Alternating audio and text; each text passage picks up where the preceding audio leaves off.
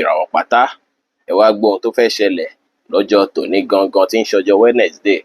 March 11 ọdún 2026 tá wà nú ẹ̀ yìí. Mo kí Ọlọ́run Ọba, mo ṣèbà Olódùmarè, ìbà akọ́dá ayé, ìbà aṣẹ̀dá ọ̀run, ó ṣe bọ̀rùnmìlà, pátórí ẹni tí ò sunwọ̀n ṣe, ẹlẹ́rìí ìpín tòun tàyànmọ́, ojúbọ ọkùnrin, ojúbọ obìnrin. Mo kí gbogbo ojú tó ń wò mí níbikíbi tí ẹ ti ń gbọ́ mi káàkiri àgbáńlá ayé. Ẹ̀yin oníràwọ̀ iná tó kanranyan Aries tàbí láàrin March 21 sí April 20, ọjọ́ tòní ó ṣeé ṣe kí pressure wà lọ́wọ́ yín lórí pé ẹ máa ṣàyẹ̀wòye sí nípa pé ẹ fẹ́ wá báyìí ń ṣe fẹ́ yí padà, ẹ fẹ́ wá báyìí ń ṣe fẹ́ dọ̀tun, tó sì jẹ́ pé ẹ máa wò pé ṣáwọn ìgbésẹ̀ tẹ́ fẹ́ gbé láti jẹ́ káyé yí padà yìí ṣé èyí tó máa ràn yín lọ́wọ́ ni àbí tí ò tiẹ̀ yẹ rárá, ṣùgbọ́n kankan máa push yín bí ìgbà pé lágbájá lọ ṣe, lágbájá lọ ṣiṣẹ́ yẹn láti jẹ́ káyé ẹ dára, lágbájá gbé ìgbésẹ̀ báyìí láti jẹ́ káyé ẹ sunwọ̀n. Wá sí bí pressure ṣe lè pọ̀ rẹpẹtẹ tó lè ní, kò sí bí nǹkan ṣe pọ̀ lọ́rùn yín tó lọ́jọ́ tòní. Ẹ mọ́kàn balẹ̀, kẹ́ farabalẹ̀ plan dáadáa, torí tẹ́ bá plan lénìí ó ṣeé ṣe kí ó fẹ́ padà rẹ̀yìn tẹ́ tó bá dàbí ìgbà pé ẹ kàn waste energy yín lásán. Níṣe lásán láṣẹ Ọlọ́run Ọba, ẹ free ara yín, ẹ free mind yín, kẹ́ wà positive minded lénìí, kẹ́ má ṣe ohun tó lágbára jẹ̀mí yín lọ rárá. Aago 5 kọjá ìṣẹ́jú 15 ní ìrọ̀lẹ́ sí aago 7 ní àṣálẹ́ jí àkókò. Èyí tó dára jù fún yín tí ń ṣe lucky hour fún yín lénìí tí kọ́lọ̀ white sì jẹ́ kọ́lọ̀ èyí tó dára jù fún yín láti wọ̀ láṣọ ní ọjọ́ tòní.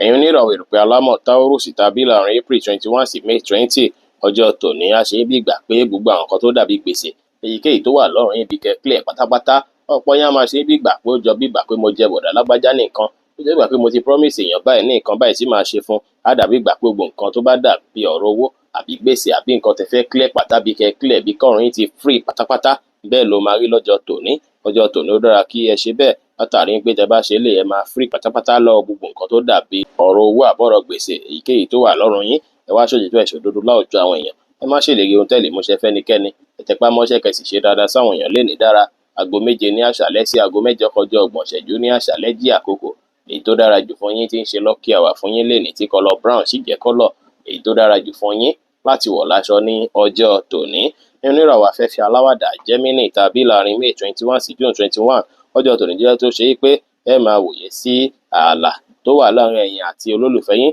àti tó wà láàrin ẹ̀yin àti àwọn tó ṣe pé ẹjọ́ ń bára ṣe bí àwọn ọ̀rẹ́. Ọjọ́ tòní á dàbí ìgbà pé àwọn tí ẹ̀ ń bá ṣe yìí gangan ìgbà pé láwọn ìdíwọ́ dènà kan tí wọ́n ń fà lórí ìbáṣepọ̀ yín àti olólùfẹ́ yín, bí ìgbà pé ẹ tún gba tiwọn ju olólùfẹ́ yín lọ ló máa rí. Lọ́jọ́ tòní ẹ máa realize pé àwọn ọ̀nà kan wà tó ṣe pé wọ́n ń bá ṣàkóbá fún ọ̀rọ̀ ìbáṣepọ̀ yín àti olólùfẹ́ yín tí ẹ sì ní fẹ́ kí irú ẹ̀ kó wáyé. Bóyá ọ̀rọ̀ kan tẹ́ ti sọ fún wọn ni, bóyá nǹkan kan tẹ́ ti ní kọ́ bá yín dá sí ni, bóyá mọ̀ràn tẹ́ ti ní kọ́ mú wá ni. Gbogbo eléyìí lẹ máa wò lọ́jọ́ tòní tẹ́ máa fẹ́ máa jọ̀wọ́ rẹ̀ tẹ́nì fẹ́ kí nǹkan kan kí ó fẹ́ ṣàkóbá fún ìbáṣepọ̀ yín àti olólùfẹ́ yín lọ́jọ́ tòní. Olólùfẹ́ yín náà sì lè hùwà èyí tó lè mú kí ẹ fẹ́ fìlì bákan lọ́jọ́ tòní, ṣùgbọ́n gbogbo àkásẹ̀ ńlẹ̀ kí ìrọ̀lẹ́ tó lẹ́. Aago 7 lóòrọ̀ sí aago 8 kọjá 30 ìṣẹ́jú láàárọ̀ jí àkókò. Èyí tó dára jù fún yín tí ń ṣe lucky hour fún yín lénìí tí kọ́lọ̀ grey sì jẹ́ kọ́lọ̀ èyí tó dára jù fún yín láti wọ̀ láṣọ ní ọjọ́ tòní. Nínú ìràwọ̀ mi agbára Cancer tàbí láàrin June 22 sí July 22, lọ́jọ́ tòní ẹ máa jọ̀wọ́ àwọn ọ̀nà tẹ́ ń gbà ṣe àwọn iṣẹ́ yín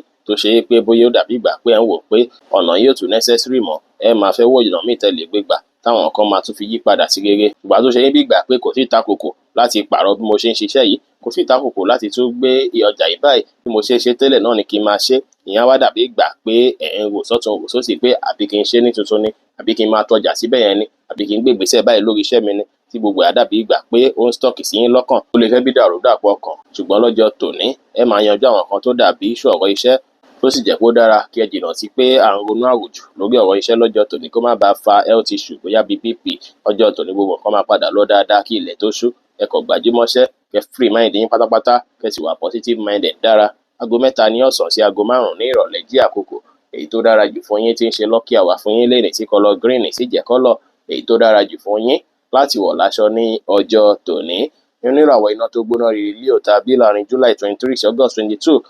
ọjọ́ tòní ẹ máa wòye sí àwọn nǹkan tí ó tayọ bí àwọn ẹ̀bùn àbáwọn kan tó ṣe pé ẹ nífẹ̀ẹ́ sí láti máa ṣe pẹ̀lú ojú inú lẹ́ẹ̀ máa fi wòye sí. Ọjọ́ tòní tó bá ṣe pé bóyá nǹkan kan wà tẹ́ ń ṣe tó dàbí ìgbà pé ó ń drain energy yín lásán ni tí òun lẹ̀ fún yín ní nǹkan tó wà tangible, ẹ máa fẹ́ pàtì o. Tàbí tó bá dàbí ìgbà pé iṣẹ́ kan lẹ̀ ń falẹ̀ mọ́ àbọ̀nà kan lẹ̀ ń tọ̀ láti jọ́ ìwá tó ṣe pé ọ̀nà yẹn kò tiẹ̀ fún yín ní result tí ẹ̀ ń fẹ́ á fẹ́ dàbí ìgbà pé kí ẹ wulẹ̀ pátì pátápátá lọ́jọ́ tòní gan láàrin ẹ̀yin àtèèyàn tẹ́ bá ń ṣe dáadáa sáwọn èèyàn tó ṣe é pé ẹni tẹ́ ń ṣe dáadáa sí kò appreciate ẹ̀ rárá á dàbí ìgbà pé kí ẹ stop pátápátá kí ẹ má wulẹ̀ ṣe dáadáa sí mọ́ ló máa rí ṣùgbọ́n ọjọ́ tòní dára púpọ̀ láti fi ronú jinlẹ̀ nípa àwọn nǹkan wọ̀nyí láti mọ ohun tẹ́ fẹ́ mú kúrò àti ohun tó ṣe é pé ẹ fẹ́ fálẹ̀ mọ́. Aago 10:30 láàárọ̀ sí aago 12 ní ọ̀sán jẹ́ àkókò èyí tó dára jù fún yín tí ń ṣe lucky hour fún yín lénìí tí kọlọ yẹ́lò sì jẹ́ kọ́lọ̀ èyí tó dára jù fún yín láti wọ̀ láṣọ ní ọjọ́ tòní. Oníràwọ̀ erùpẹ̀ funfun Virgo tàbí láàrin August 23 sí September 23 lọ́jọ́ tòní ẹ máa fẹ́ máa ṣàtúnṣe lórí àwọn kankan ṣùgbọ́n ó dàbí gbà pé problem tẹ́ fẹ́ ṣàtúnṣe lé lórí yẹn gan ẹ̀ tí ẹ̀ mọ̀nà tẹ́ fẹ́ gbé gbà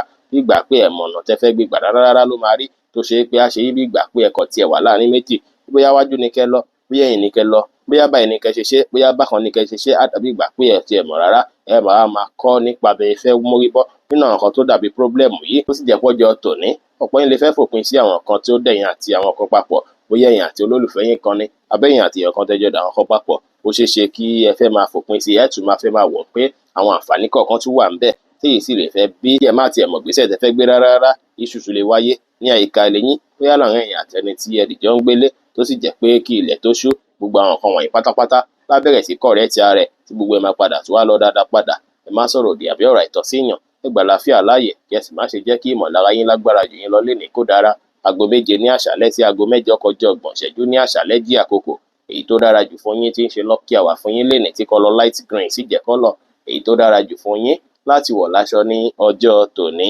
Oníràwọ̀ afẹ́fẹ́ márìmí fún Libra tàbí láàrin September 24 sí October 23 bí bá yẹ pé àti olólùfẹ́ yín lè fẹ́ stress yín bákan lọ́jọ́ tòní ẹ lè fi ìbí gbà pé ẹ ní láti gbé àwọn ìgbésẹ̀ akin ẹ ní láti voice out fún olólùfẹ́ yín nípa ọ̀nà tí ẹ̀ ń gbà wo ìbáṣepọ̀ yín àti wọ̀nyí tàbí kó máa ṣe ọ̀pọ̀lọpọ̀ yín bí ìgbà pé bóyá ẹ ní di bírèkì látàrí àwọn kan tó ti dì sí yín lọ́kàn bí àwọn kan tó olólùfẹ́ yín ṣe fún yín tó ṣe pé ó ń dún rọ̀mùrọ̀mù nínú ọkàn yín ṣùgbọ́n ṣeé ṣe kẹ́ máwọn ọba ẹ fẹ́ gbé ọ̀rọ̀ kalẹ̀ lọ́nà tó ṣe pé kò ní bá díẹ̀ tó máa lágbára jù lọ́jọ́ tòní á ṣe yín bí ìgbà pé kí ẹ sòótọ́ ọnu yín jáde ṣùgbọ́n ní láti wà careful díẹ̀ kó má jẹ́ pé ọ̀rọ̀ tẹ́ sọ jáde ó máa wà blunt bákan tó sì jẹ́ pé ó ṣeéṣe kó ràn yín lọ́wọ́ ó sì ṣeéṣe kó má ràn ẹlòmíì lọ́wọ́ torí ẹ̀yin lè wà nínú relationship yìí ẹ má wà péjú níbi ìpéjọpọ̀ kípéjọpọ̀ tí ẹ bá lọ tàbí tí ẹ bá wà tó bá dàbí ìgbà pé wà comfortable ẹ má jà ẹ má fàfàfà pẹ̀lú ẹnikẹ́ni ẹ mọ́kàn balẹ̀ kí ẹ sì fi ìgboyà mójútó ohunkóhun pẹ̀lú. Aago 7 láàárọ̀ sí aago 8:30 láàárọ̀ jẹ́ àkókò èyí tó dára jù fún yín tí ń ṣe lucky hour fún yín lénìí tí kọlọ lime green sì jẹ́ kọ́lọ̀ èyí tó dára jù fún yín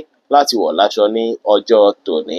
Oníràwọ̀ omi tútù Scorpio tàbí láàrin October 24 sí November 22 ọ̀pọ̀ yín ẹ máa wòye sí iye owó tó wà lákàntì yín lọ́jọ́ tòní ẹ sì máa wòye sáwọn kan tí ẹ ń ṣe lásìkò yìí àbọ̀nà tẹ́ ń gbà láti rí àwọn owó yìí ẹ máa wọ̀nà tẹ́lẹ̀ gbé bà láti jẹ́ kí ọ̀nà yìí kó tún kẹnu sí dáadáa ẹ bẹ̀rẹ̀ sí ní plan báyìí ẹ bẹ̀rẹ̀ sí plan lórí bí ẹ ṣe fẹ́ free lórí ọ̀rọ̀ owó kí ẹ bẹ̀rẹ̀ sí plan lórí ọ̀nà tẹ́lẹ̀ gbé gbà tó ṣe é pé kò ní nílò pé ẹ ṣẹ̀ṣẹ̀ ń gbára lé nìkan àbí máa retí pé lágbájá kan ló fẹ́ ṣe fún mi kí ẹ wá ní ìrètí pẹ̀lú calculation yín gbogbo nǹkan máa da kí ẹ ní ìgbàgbọ́ nínú ara yín kí ẹ free mind yín kí ẹ sì má ṣe ohun tó lágbára jẹ̀mí yín lọ rárá lénìí kó dára. Aago 8:30 láàárọ̀ sí aago 10:15 láàárọ̀ jí àkókò èyí tó dára jù fún yín tí ń ṣe lucky hour fún yín lénìí tí kọlọ green sì jẹ́ kọ́lọ̀ èyí tó dára jù fún yín láti wọ̀ láṣọ ní ọjọ́ tòní. Oníràwọ̀ inú àtùpà Sagittarius tàbí láàrin November 23 sí December 22 ẹ máa fẹ́ free pátápátá lọ́jọ́ tòní ṣùgbọ́n á dàbí gbà pé ẹ kò wà restricted bákan bí gbà pé nǹkan fàyìn sẹ́yìn ọjọ́ tòní á dàbí gbà pé ẹ wà heavy nínú ọkàn yín nǹkan pọ̀ tẹ́ ń rò nínú ọkàn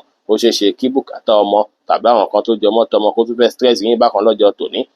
sí jọjọ́ tó ṣe pé á ṣe yín bí ìgbà pé kí ẹ ṣe àwọn kan tó ṣe pé ẹ nífẹ̀ẹ́ sí láti máa ṣe bí kẹ́ gbafẹ́ ṣùgbọ́n á dàbí gbà pé nǹkan kan ló ṣe àti ẹ̀ ń sọ́ọ̀pù yín lọ́jọ́ tòní ẹ wá jìnnà sí gbogbo unnecessary fear tàbí nǹkan tí ó ń fàyìn sẹ́yìn yìí ẹ mọ́kàn ara yín balẹ̀ kí ẹ sì jẹ́ kí ọjọ́ tòní lọ ṣáájú kí ẹ tó lẹ fẹ́ gbé gbèsè kí gbèsè ẹ má tàṣejù bo ohunkóhun ẹ má ṣe ohun tó lágbára jẹ̀mí lọ ẹ wà positive minded kẹ́ sì ní ìrètí pé gbogbo nǹkan máa dá. Aago 10 láàárọ̀ sí aago 12 ní ọ̀sán jí àkókò èyí tó dára jù fún yín tí ń ṣe lucky hour fún yín lénìí tí kọlọ white sì jẹ́ kọ́lọ̀ èyí tó dára jù fún yín láti wọ̀ láṣọ ní ọjọ́ tòní. Oníràwọ̀ ìpele eruku Capricorn tàbí láàrin December 23 sí January 19 ọjọ́ tòní jẹ́ tó ṣe é pé ó ṣeé ṣe kí responsibility kó fẹ́ kún ọ̀hún yín kọ́pọ̀ responsibility mọ̀lẹ́bí kó fẹ́ dàbí gbà pé ó fẹ́ ṣọ̀tá yín léṣe lọ́jọ́ tòní tó ṣe é pé á dàbí gbà pé kẹtì ẹ̀ stop ẹ̀ nǹkan kan máa sọ fún yín bí gbà pé kẹyé gbé àwọn bùkátà tí ó necessary lọ́jọ́ tòní ṣùgbọ́n ẹ tún máa wò ó ẹ tún máa bira yín pé ṣé nǹkan yìí dára ṣá ṣé kìí ṣe pé bóyá tí n bá stop àwọn nǹkan yìí ṣé yóò ní jẹ lágbájá ṣé yóò ní jẹ tàmẹ̀dù ṣùgbọ́n nínú ọkàn yín náà á dàbí gbà pé ó ti sú yín ṣùgbọ́n ẹ ní láti lo okun àtagbára tó lọ fún yín láti fi handle situation yìí lọ́jọ́ tòní ẹ mọ́kàn balẹ̀ kí ẹ mọ̀ dájú pé gbogbo nǹkan tó ń ṣẹlẹ̀ lásìkò yìí kò ní pẹ́ kásẹ̀ ńlẹ̀ tẹ́ máa tún free láìpẹ́ láì jìnnà. Aago 12 ní ọ̀sán sí aago 2 kù ìṣẹ́jú 15 ní ọ̀sán jí àkókò èyí tó dára jù fún yín tí ń ṣe lucky hour fún yín lénìí tí kọlọ green sì jẹ́ kọ́lọ̀ èyí tó dára jù fún yín láti wọ̀ láṣọ ní ọjọ́ tòní. Oníràwọ̀ afẹ́fẹ́ oníbínú Aquarius tàbí láàrin January 20 sí February 19 ó ṣeé ṣe kó wùn yín bí ìgbà pé kí ẹ já kúrò níbi àwọn ẹgbẹ́ tó ṣe é pé bóyá nǹkan tó ń ṣe bẹ́ẹ̀ kò bá ti yín mu tàbí ìbáṣepọ̀ yín àtènìyàn kan tó dàbí ìgbà pé gbogbo ìwà tẹ́nìyàn wù kò wulẹ̀ kàn yín rárá. Tó bá ṣe pé ọ̀rẹ́ kan wà tó ṣe é pé bó ṣe ń ṣe kò bá ti yín mọ ọjọ́ tòní jẹ́ tó ṣe é pé ẹ ní láti rọra fọgbọ́n yọ ara yín kúrò nínú ìbádọ́rẹ̀ẹ́ náà tó ṣe gbó wá dára lọ́jọ́ tòní kẹ́ create àyè fún àwọn tó ṣe é pé wọ́n inspire yín fún àwọn tó ṣe é pé ẹ̀rẹ́ gbọ́n kan àbí méjì kọ́ lára wọn ọjọ́ tòní ẹ̀ nílò èrò rẹpẹtẹkẹ tó ṣoríire ènìyàn kan tó jó lótìtọ́ ti dára ìyàn péréte tó jó lótìtọ́ ti dára ẹ lọ́jọ́ tòní láti fi identify àwọn nǹkan tó ṣe é pé á mú kí inú yín dùn láti ràn yín lọ́wọ́ lọ́jọ́ iwájú kẹ́sì let's go gba àwọn nǹkan tó dàbí ìgbà pé kò wulẹ̀ lè kàn yín lọ́wọ́ kó wulẹ̀ lè tì yín débì kankan ẹ má finú tọ̀yàn rárá ẹ má gbára léèyàn rárá lénìí kẹ́sì rí dájú pé fètò sí nǹkan yín aago 2 kù ìṣẹ́jú 15 ní ọ̀sán sí aago 3 kọjá 30 ìṣẹ́jú lọ́sàn-án jí àkókò èyí tó dára jù fún yín tí ń ṣe lucky hour fún yín lénìí tí kọlọ turquoise sì jẹ́ kọ́lọ̀ èyí tó dára jù fún yín láti wọ̀ láṣọ ní ọjọ́ tòní. Oníràwọ̀ omi tí kì í ru Pisces tàbí láàrin February 20 sí March 20 a ṣe ń bí ìgbà pé kí ẹ stop bí ẹ ṣe ná owó kan tó ṣe pé bí ẹ ṣe ná ó dàbí ànádànù ọjọ́ tòní àwọn kan tó dàbí nǹkan tẹ́ fẹ́ fowó ṣe ó ṣeéṣe kó pọ̀ rẹpẹtẹ pàápàá bóyá ẹ fẹ́ fowó ṣe àwọn kankan fún ìdàgbàsókè iṣẹ́ yín àbí lórí ọ̀rọ̀ ọjọ́ iwájú yín ṣùgbọ́n owó èlé dàbí ìgbà pé tí ẹ bá ná kó fẹ́ dàbí ìgbà pé àkáǹtì yìí máa fẹ́ gbẹ pátápátá tí èyí sì lè fẹ́ dàbí restriction fún yín láti lè má lè ná owó yẹn jáde pàápàá owó tẹ́ fẹ́ náà yóò ṣeéṣe kó jẹ́ ètò máa ran iṣẹ́ yín tàbí ìrínisí yín láwùjọ lọ́wọ́ advice tí màá ní fún yín ni pé ẹ má ṣe ohun tó lágbára jẹ̀mí lọ rárá lọ́jọ́ tòní bóyá látàrí bọ́ ìfẹ́ rí yín bóyá látàrí kárí mi àbí látàrí pé iṣẹ́ tèmi náà kò ń ṣiṣẹ́ kékeré ẹ jìnnà sí pé àwọn waste owó ọ̀nà tẹ́ ń gbà ná owó tí òwúlẹ̀ tẹ́yìn lọ́rùn ẹ̀wùlẹ̀ jìnnà sí pàápàá àwọn owó tẹ́ ń ná lórí àwọn kankan tó dàbí ìgbà pé nǹkan yẹn òwúlẹ̀ fún yín rìsọ́ọ̀tì gidi tó kọ̀ tí ẹ ń owó yín òwúlẹ̀ jìnnà sí lọ́jọ́ tòní ẹ let's go rẹ̀ pátápátá kẹ́ jìnnà sí gbogbo nǹkan tó dàbí ìbẹ̀rùbojo àti gbogbo nǹkan tó dàbí expenses tí ó tọ́ ẹ má wà kán jíjí bó ṣe ẹ lọ lórí ọkọ̀ wọn ẹ má fi gbogbo ọkàn sí nǹkan tí ẹ bá ń retí kó lè wọlé ní ìrọ̀rùn ẹ sì má ṣe lè ohun tẹ́lẹ̀ múṣẹ́ fẹ́nikẹ́ni aago 3 kọjá 30 ìṣẹ́jú ní ọ̀sán sí aago 5 kọjá ìṣẹ́jú 15 ní ìrọ̀lẹ́ jí àkókò èyí tó dára jù fún yín tí ń ṣe lucky hour fún yín lénìí tí kọlọ dark green sì jẹ́ kọ́lọ̀ èyí tó dára jù fún yín láti wọ̀ láṣọ ní ọjọ́ tòní bí ó ṣe jẹ́ nìyẹn fún gbogbo orúfẹ́ ìràwọ̀ méjìlá tó wà pátá ẹ̀yin tẹ́ ń wò mí pátá ẹ má gbàgbé pé Ọlọ́run bọ Olódùmarè nìkan lọ́ba tó ní ìmọ̀ jùlọ ẹ̀yin tẹ́ fẹ́ ṣèwádìí onírúurú láǹfààní àti kàn sí wa ní WhatsApp